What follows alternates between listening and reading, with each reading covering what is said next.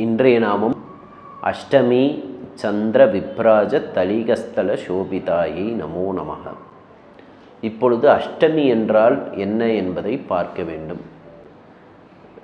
பொதுவாக தேய்பிறை அஷ்டமி என்று ஒன்று இருக்கிறது, வளர்ப்பிறை அஷ்டமி என்று ஒன்று இருக்கிறது.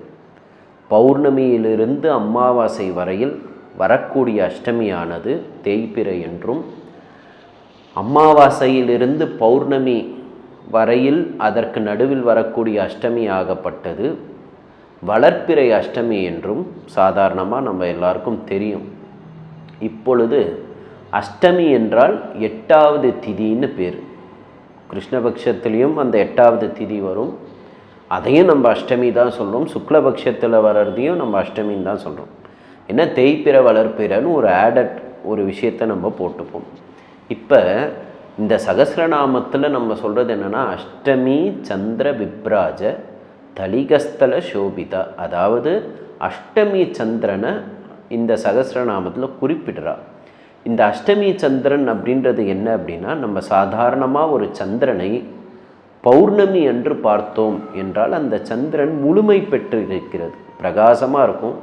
முழு சந்திரனாக நம்ம பார்ப்போம், அது கண்ணுக்கே ஒரு திவ்யமாக இருக்கும். இதே அமாவாசை அன்னைக்கு அந்த சந்திரன் இருக்காது. ஏனென்றால் பௌர்ணமியிலேருந்து அமாவாசை வரைக்கும் அந்த சந்திரன் தேயறது, தேய்ந்து தேய்ந்து தேய்ந்து தேய்ந்து அமாவாசை அன்றைக்கு அந்த சந்திரன் இருக்காது, மேகம் இருட்டாக இருக்கும்.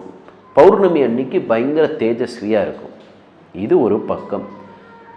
இதே அஷ்டமி அன்று அந்த நிலாவை பார்த்தோம் என்றால், அந்த அஷ்டமி அன்று அந்த நிலா எப்படி இருக்கும் அப்படின்னா, பாதியாக ஒரு கிளியர் ஷேப்புக்கு பிரகாசமாக ஒரு திவ்யமாக என்னென்ன கோர்வையாக நம்ம சொல்ல முடியுமோ அத்தனையும் அதுக்கு ஆட் பண்ணிக்கலாம். பார்க்கும்போதே அதில் ஒரு திவ்யமான ஒரு விஷயம் நம்மளுக்கு தெரியும். அந்த அரைவட்ட ஷேப்பில் அந்த சந்திரன் பிரகாசமாக மேகத்தில் இருக்கும்.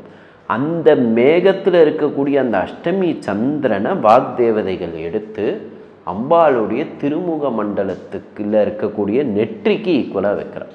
அம்பாளுடைய திருமுகத்தில் நம்ம ஒவ்வொன்றா பார்த்துட்டு வரோம். அந்த ஸ்தூல ரூபத்தில் அவளுடைய கூந்தல் பிரபாவத்தை பார்த்தோம், அதுக்கப்புறம் கிரீடத்தை பார்த்தோம், அந்த கிரீடத்தில் இருக்கக்கூடிய கற்களை பார்த்தோம், குருவிந்தம் என்ற பத்மநாப கற்களை பார்த்தோம். அதுக்கப்புறம் நம்ம போகிறோம், அந்த கிரீடத்துக்கு கீழே இருக்கக்கூடிய நெற்றி அழகை விவரிக்கிறார். அந்த நெற்றி அழகு எப்படி இருக்குது அப்படின்னா, அந்த நெற்றி அஷ்டமி சந்திரனை திருப்பி போட்டால் எப்படி அழகாக இருக்கிறதோ அதே போல் திவ்யமாக அந்த நெற்றி விளங்குகிறது. அந்த நெற்றியை நான் நமஸ்கரிக்கிறேன் அப்படின்னு இந்த சகஸ்ரநாமத்தில் இந்த நாமாவளியோட பொருளாக நம்ம உணரணும். அஷ்டமி சந்திர விப்ராஜ தலிகஸ்தல சோபிதாயை நமோ நமக அப்படின்னு பிரார்த்திப்போம்.